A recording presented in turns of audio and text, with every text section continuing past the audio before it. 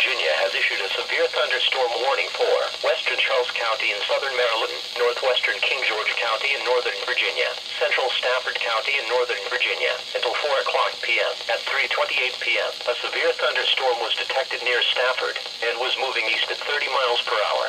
This storm has produced damaging winds in excess of 60 miles per hour, and Doppler radar indicates 1-inch hail is probable.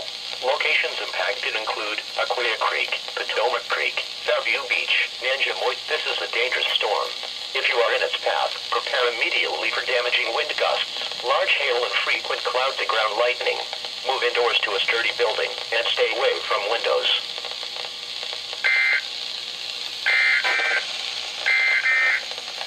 Now for the official